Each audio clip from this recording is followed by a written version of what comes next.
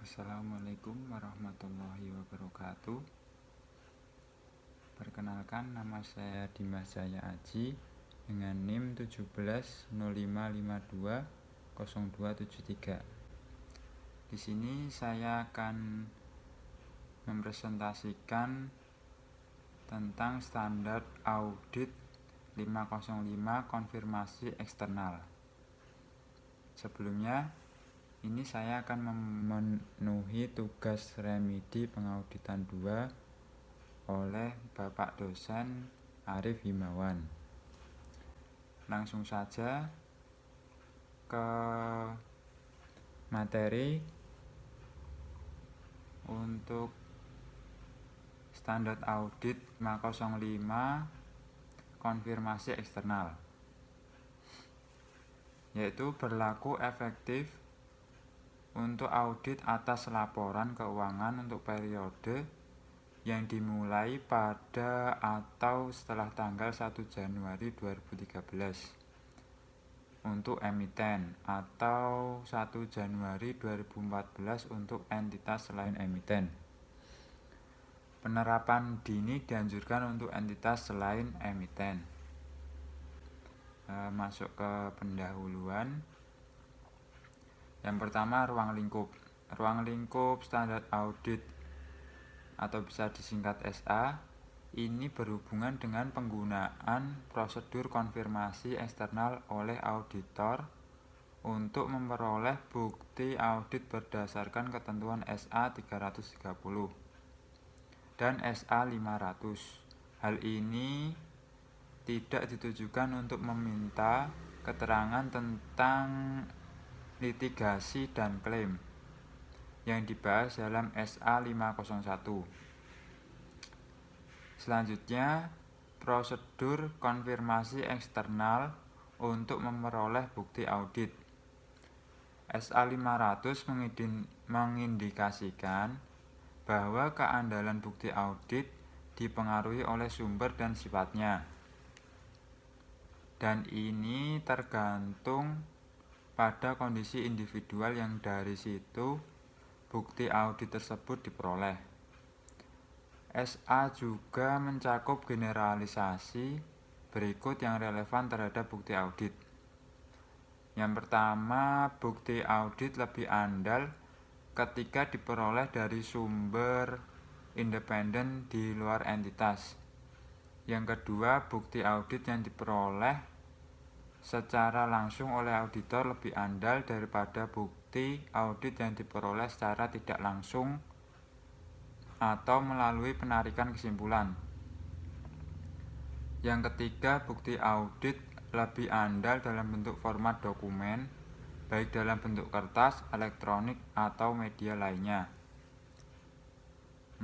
Oleh karena itu, tergantung pada kondisi audit. Bukti audit dalam bentuk konfirmasi eksternal yang diperoleh auditor secara langsung dari pihak yang dikonfirmasi dapat lebih andal dibandingkan dengan bukti audit dari pihak internal entitas. SA ini bertujuan untuk membantu auditor dalam mendesain dan melakukan prosedur konfirmasi eksternal untuk memperoleh bukti audit yang relevan dan andal. SA lainnya mengakui pentingnya konfirmasi eksternal sebagai bukti audit. Contohnya, yang SA 330 membahas tanggung jawab auditor untuk mendesain dan mengimplementasikan respon secara keseluruhan terhadap risiko kesalahan penyajian material yang telah ditentukan pada tingkat laporan keuangan. Dan untuk mendesain dan melaksanakan prosedur audit lanjutan yang sifat saat dan luasnya didasarkan pada responsif terhadap risiko kesalahan penyajian material yang telah ditentukan pada tingkat asersi. Di samping itu, SA 330 mensyaratkan bahwa terlepas dari risiko kesalahan, penyajian material yang telah ditentukan, auditor mendesain dan melaksanakan prosedur substantif untuk setiap golongan transaksi, saldo akun, dan pengungkapan material. Auditor juga disyaratkan untuk mempertimbangkan apakah prosedur konfirmasi eksternal harus dilakukan sebagai prosedur audit substantif. SA 330 mensyaratkan auditor untuk memperoleh bukti audit yang lebih meyakinkan dengan semakin tingginya tingkat risiko yang ditentukan oleh auditor. Untuk melakukan ini, auditor dapat meningkatkan kuantitas bukti atau memperoleh bukti audit yang lebih relevan atau andal, atau keduanya juga bisa. Sebagai contoh, auditor dapat lebih menekankan untuk memperoleh bukti secara langsung dari pihak ketiga atau memperoleh bukti pendukung dari beberapa sumber independen. SA 330 juga mengindikasikan bahwa prosedur konfirmasi eksternal dapat membantu auditor dalam memperoleh bukti audit dengan tingkat keandalan tinggi yang diperlukan oleh auditor untuk merespon risiko signifikan atas kesalahan penyajian material, baik yang disebabkan oleh kecurangan maupun kesalahan. SA 240 juga mengindikasikan bahwa auditor dapat mendesain permintaan konfirmasi untuk memperoleh tambahan informasi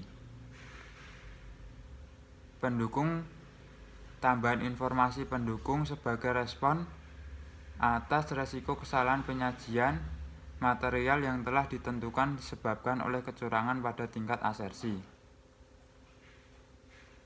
SA 500 mengindikasikan bahwa informasi pendukung yang diperoleh dari suatu sumber independen seperti konfirmasi eksternal dapat menambah tingkat keyakinan auditor dibandingkan bukti yang ada dalam catatan akuntansi atau dari representasi manajemen. Selanjutnya, tanggal efektif. SA ini berlaku efektif untuk audit atas laporan keuangan untuk periode yang dimulai pada atau setelah tanggal 1 Januari 2013 untuk emiten atau 1 Januari 2014 untuk entitas lain emiten. Penerapan dini dianjurkan untuk entitas selain emiten.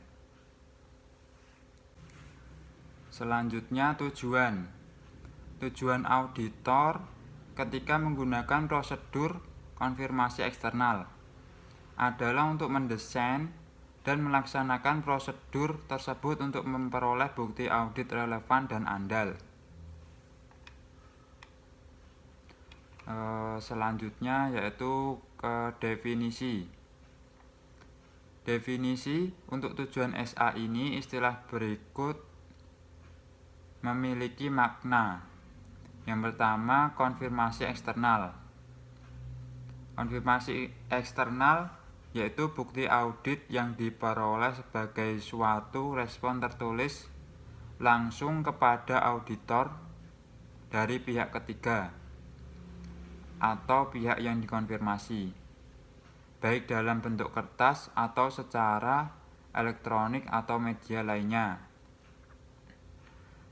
Yang kedua, permintaan konfirmasi positif, yaitu suatu permintaan konfirmasi kepada pihak ketiga untuk merespon secara langsung kepada auditor yang menunjukkan apakah pihak yang dikonfirmasi tersebut setuju atau tidak setuju dengan informasi yang terdapat dalam permintaan konfirmasi atau menyediakan informasi yang diminta. Selanjutnya, permintaan konfirmasi negatif, yaitu suatu permintaan konfirmasi kepada pihak ketiga untuk merespon secara langsung kepada auditor hanya jika pihak yang dikonfirmasi tidak setuju dengan informasi yang terdapat dalam permintaan konfirmasi. Selanjutnya, apabila tanpa respon suatu kegagalan dari pihak yang dikonfirmasi untuk merespon sebagian atau secara penuh terhadap permintaan konfirmasi positif, atau sebuah permintaan konfirmasi yang kembali karena tidak sampai ke tangan pihak yang dikonfirmasi. Selanjutnya ada penyimpangan. Suatu respon yang menunjukkan perbedaan antara informasi yang diminta untuk dikonfirmasikan atau informasi yang terdapat dalam catatan entitas dengan informasi yang disediakan oleh pihak yang dikonfirmasi. Kita masuk ke ketentuan. Yang pertama yaitu prosedur konfirmasi eksternal. Pengguna menggunakan prosedur konfirmasi eksternal, auditor harus tetap menjaga pengendalian atas permintaan konfirmasi eksternal, termasuk yang pertama menentukan informasi yang dikonfirmasi atau yang diminta. Yang kedua, memilih pihak yang tepat untuk dikonfirmasi. Yang ketiga, mendesain permintaan konfirmasi, termasuk menentukan apakah permintaan telah dialamatkan dengan tepat dan berisi informasi jawaban untuk dikirimkan secara langsung kepada auditor. Dan yang keempat, mengirimkan permintaan, termasuk permintaan tindak lanjut jika berlaku kepada pihak yang dikonfirmasi. Selanjutnya, penolakan manajemen untuk mengizinkan auditor mengirimkan permintaan konfirmasi. Jika manajemen menolak untuk mengizinkan auditor mengirimkan permintaan konfirmasi, maka auditor harus melakukan yang pertama, meminta keterangan tentang alasan manajemen untuk menolak dan mencari bukti audit tentang validitas dan memadainya alasan tersebut. Yang kedua, mengevaluasi implikasi penolakan manajemen atas penilaian auditor terhadap resiko kesalahan, penyajian material yang relevan, termasuk resiko kecurangan, dan sifat saat dan luas prosedur audit lain lanjutan. Dan yang ketiga, melakukan prosedur audit alternatif yang didesain untuk memperoleh bukti audit yang relevan dan andal. Jika auditor menyimpulkan bahwa penolakan manajemen untuk mengizinkan auditor mengirimkan permintaan konfirmasi itu tidak masuk akal, atau auditor tidak dapat memperoleh bukti audit yang relevan dan andal dari prosedur audit alternatif, auditor harus mengomunikasikan hal tersebut dengan pihak yang bertanggung jawab atas tata kelola berdasarkan SA 260. Auditor harus mempertimbangkan implikasi terhadap audit dan opini auditor berdasarkan SA 705. Selanjutnya kita masuk ke hasil prosedur konfirmasi eksternal. Keandalan respon terhadap permintaan konfirmasi. Jika auditor mengidentifikasi faktor yang menimbulkan keraguan atas keandalan respon terhadap permintaan konfirmasi, auditor harus mendapatkan bukti audit lanjutan untuk menghilangkan keraguan itu. Jika auditor menentukan bahwa respon terhadap permintaan konfirmasi tidak dapat diandalkan, maka auditor harus mengevaluasi implikasi tersebut atas penilaian resiko kesalahan penyajian material yang relevan, termasuk resiko kecurangan dan sifat, waktu, dan luas prosedur audit lain. Selanjutnya, apabila tanpa respon, dalam kasus tanpa respon, auditor harus melakukan prosedur audit alternatif untuk memperoleh bukti audit yang relevan dan andal. Pengguna respon terhadap konfirmasi positif diperlukan untuk memperoleh bukti audit yang cukup dan tepat. Jika auditor telah menentukan bahwa respon terhadap permintaan konfirmasi positif diperlukan untuk memperoleh bukti audit yang cukup dan layak, prosedur audit alternatif tidak akan menyediakan bukti audit yang diperoleh oleh auditor. Jika auditor tidak memperoleh konfirmasi seperti itu, maka auditor harus menentukan implikasi tersebut atas audit dan pendapat auditor berdasarkan SA 705. Penyimpangan. Auditor harus melakukan investigasi penyimpangan untuk menentukan apakah hal itu merupakan indikasi adanya kesalahan penyajian. Selanjutnya masuk ke konfirmasi negatif. Konfirmasi negatif merupakan bukti audit yang kurang meyakinkan dibandingkan konfirmasi positif. Oleh karena itu, auditor tidak boleh menggunakan permintaan konfirmasi negatif sebagai prosedur audit substantif tunggal untuk yang ditujukan untuk suatu resiko yang ditentukan oleh kesalahan penyajian material pada tingkat asersi, kecuali jika terdapat semua hal berikut. Yang pertama, auditor telah menentukan resiko kesalahan penyajian material adalah rendah dan telah memperoleh bukti audit yang cukup dan tepat tentang efektivitas operasi pengendalian yang relevan dengan asersi. Yang kedua, populasi unsur-unsur yang terapi prosedur konfirmasi negatif terdiri dari sejumlah besar saldo akun, transaksi, atau kondisi yang kecil dan homogen.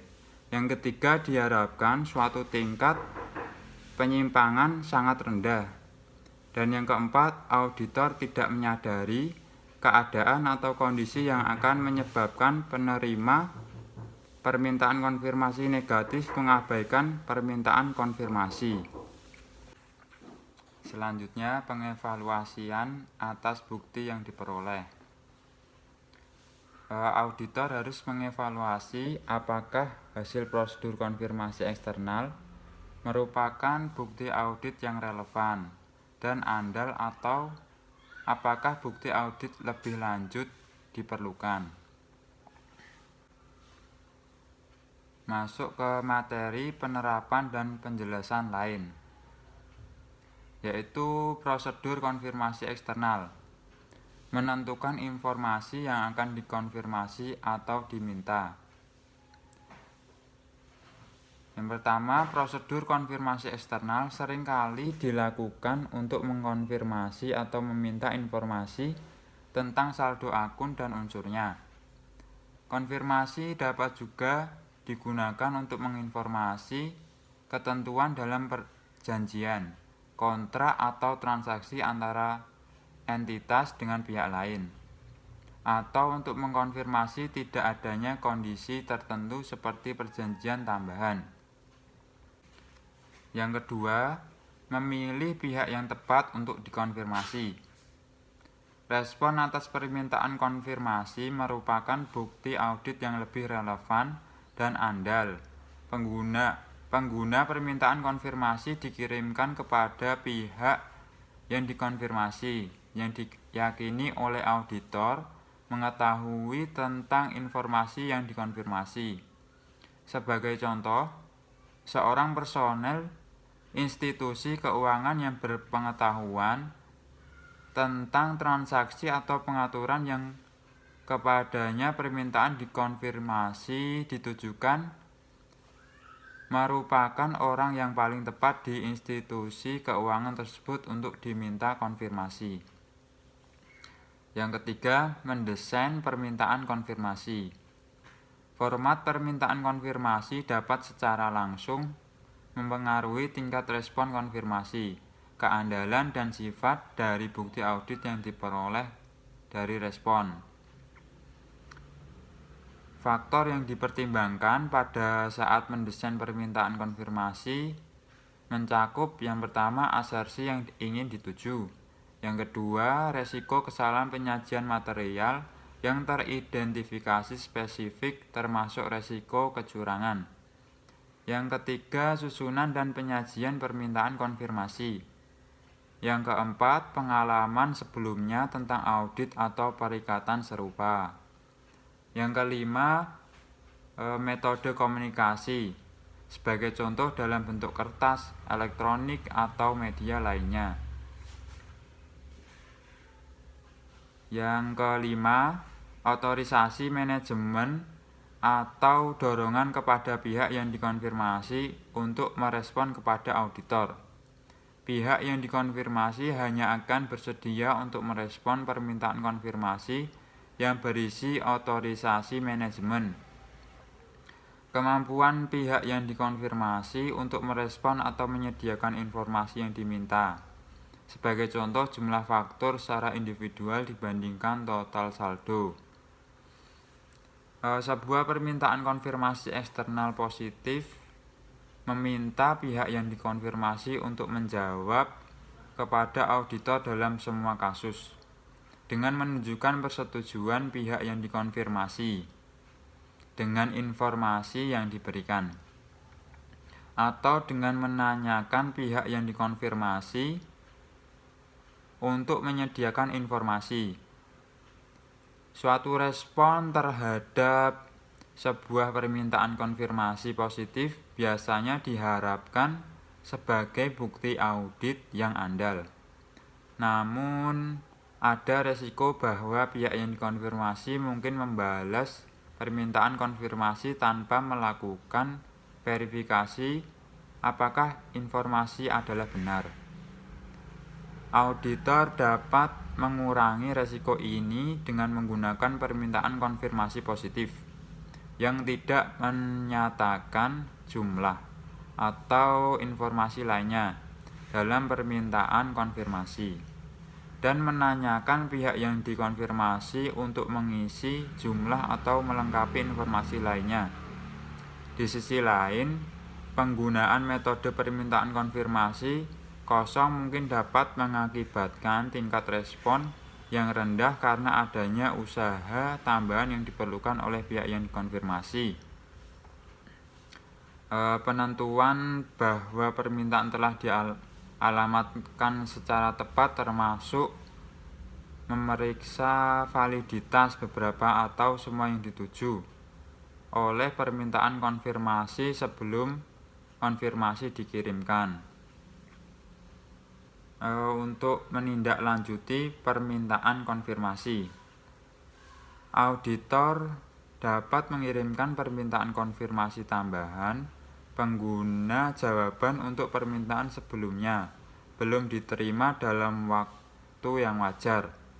Sebagai contoh, auditor dapat setelah melakukan verifikasi ulang atas akurasi alamat awal, mengirimkan tambahan permintaan atau permintaan tindak lanjut. Masuk ke penolakan manajemen untuk mengizinkan auditor dalam mengirimkan permintaan konfirmasi, yaitu ada kewajaran atas penolakan manajemen. Suatu penolakan oleh manajemen untuk mengizinkan auditor untuk mengirimkan permintaan konfirmasi merupakan pembatasan atas bukti audit yang diharapkan untuk diperoleh auditor. Oleh karena itu, auditor diharuskan untuk menanyakan alasan pembatasan tersebut. Suatu alasan umum yang dikemukakan adalah adanya sengketa hukum atau proses negosiasi dengan pihak yang dimaksudkan untuk dikonfirmasi.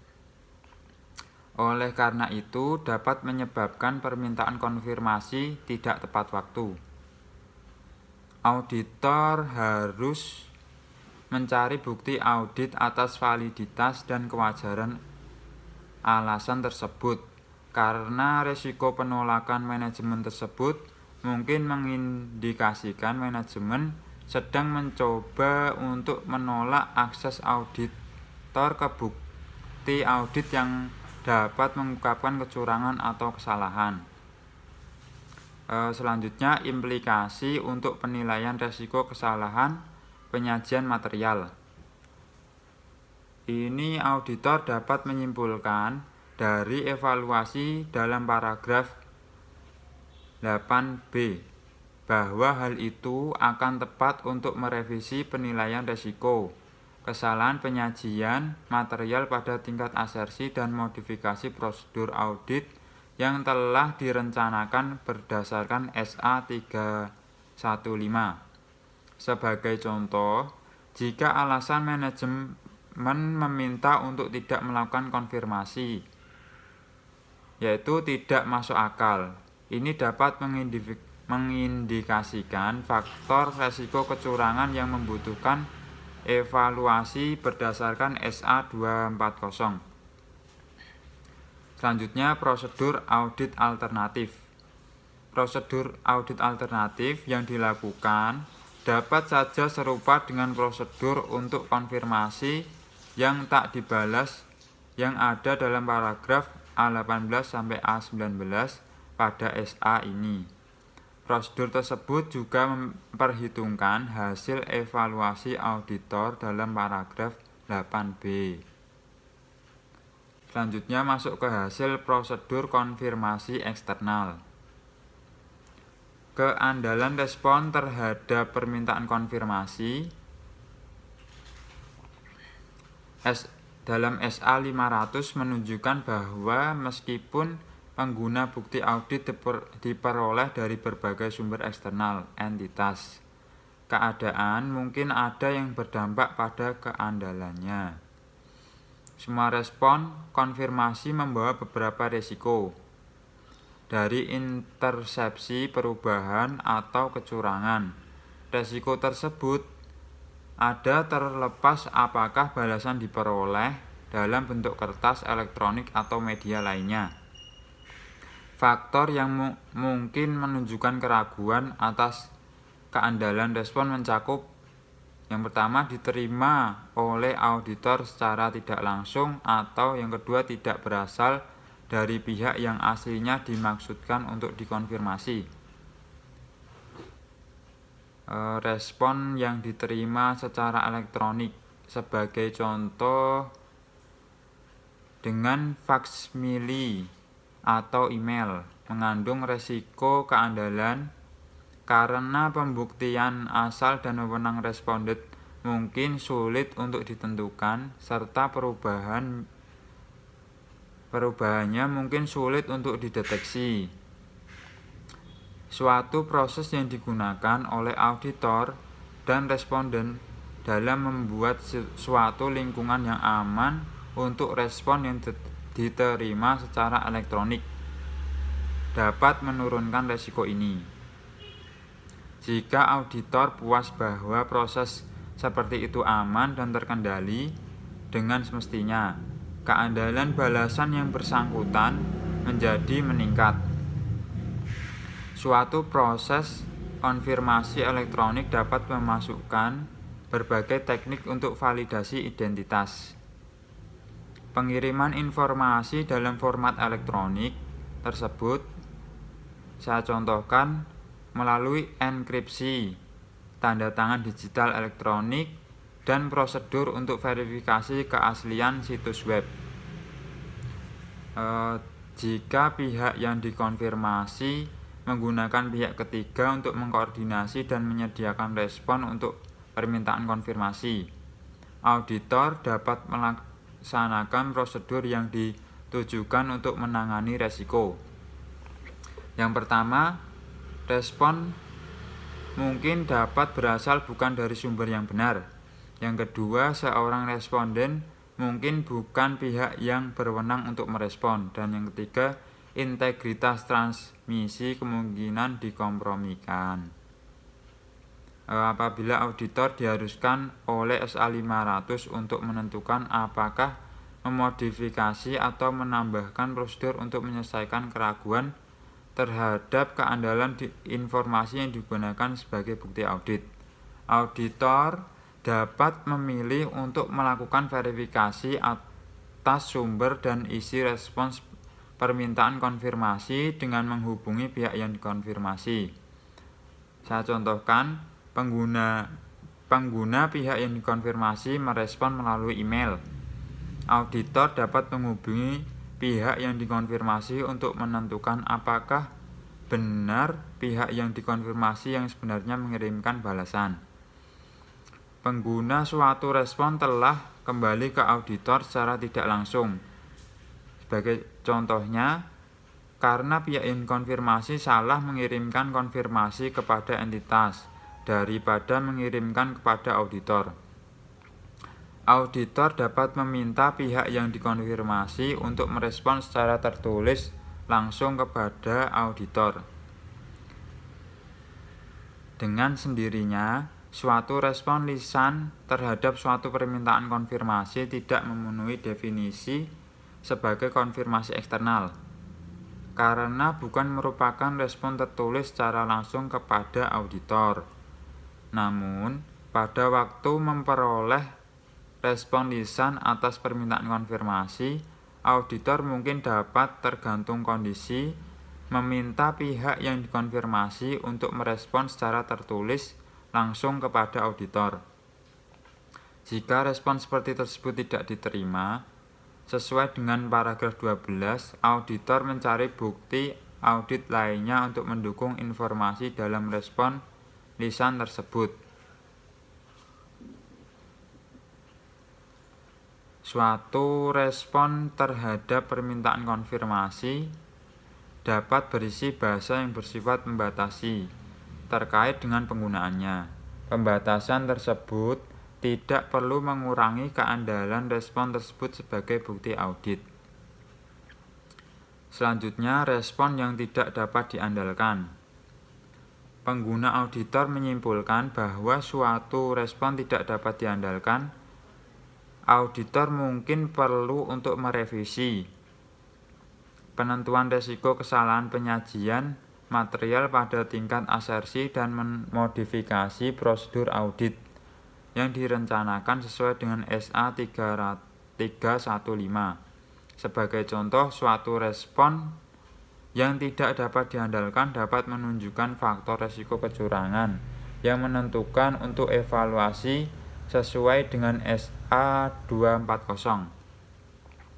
Selanjutnya, tidak direspon. Contoh prosedur audit alternatif yang dapat dilakukan oleh auditor mencakup: yang pertama, untuk saldo akun piutang, memeriksa penerimaan kas khusus setelah tanggal neraca, dokumen pengiriman, dan penjualan mendekati akhir periode. Untuk saldo akun utang, memeriksa pengeluaran kas setelah tanggal neraca atau korespondensi dengan pihak ketiga, dan catatan lainnya seperti catatan penerimaan barang. Sifat dan luas prosedur audit alternatif dipengaruhi oleh akun dan asersi, menimbulkan tanda tanya. Permintaan konfirmasi yang tidak dibalas dapat menunjukkan suatu resiko kesalahan penyajian material yang sebelumnya tidak teridentifikasi. Dalam situasi ini, auditor mungkin perlu untuk merevisi penilaian resiko kesalahan penyajian material pada tingkat asersi dan memodifikasi prosedur audit yang direncanakan sesuai dengan SA 315. Sebagai contoh, lebih sedikitnya respon atas permintaan konfirmasi daripada yang diantisipasi, atau suatu jumlah respon yang lebih besar daripada jumlah diantisipasi, dapat menunjukkan faktor risiko kecurangan yang tidak terdeteksi sebelumnya yang memerlukan evaluasi dengan SA 240. Selanjutnya, pengguna suatu respon atas permintaan konfirmasi positif diperlukan untuk memperoleh bukti audit yang cukup dan tepat. Dalam kondisi tertentu, auditor dapat mengidentifikasi suatu resiko kesalahan penyajian material yang telah ditentukan pada tingkat asersi yang untuk itu respon terhadap permintaan konfirmasi positif diperlukan untuk memperoleh bukti audit yang cukup dan tepat. Kondisi seperti itu dapat mencakup yang pertama, informasi yang tersedia untuk menguatkan asersi manajemen hanya tersedia di luar entitas. Yang kedua, faktor resiko kecurangan khusus, seperti resiko manajemen mengesampingkan pengendalian atau resiko kolusi yang dapat melibatkan karyawan atau manajemen, mencegah auditor untuk mengandalkan bukti dari entitas. Selanjutnya, penyimpangan. Penyimpangan yang tercatat dalam respon terhadap permintaan konfirmasi dapat menunjukkan kesalahan penyajian atau potensi kesalahan. Penyajian dalam laporan keuangan ketika suatu kesalahan dalam penyajian diidentifikasi.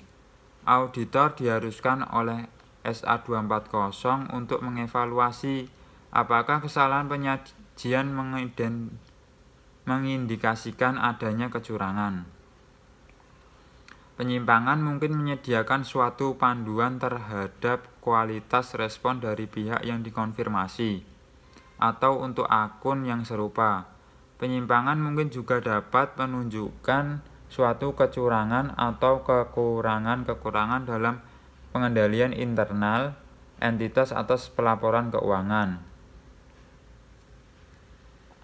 Beberapa penyimpangan tidak mencerminkan kesalahan penyajian. Sebagai contoh, auditor dapat menyimpulkan bahwa perbedaan dalam merespon terhadap permintaan konfirmasi adalah disebabkan karena saat pengukuran atau kekeliruan teknis dalam prosedur konfirmasi eksternal. Masuk ke konfirmasi negatif.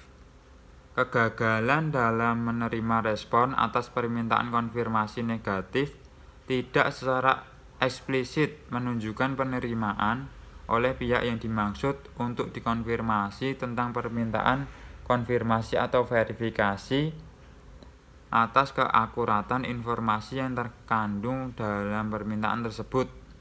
Oleh karena itu, suatu kegagalan pihak yang dikonfirmasi untuk merespon permintaan konfirmasi negatif menyediakan bukti audit yang kurang meyakinkan daripada suatu respon terhadap permintaan konfirmasi positif.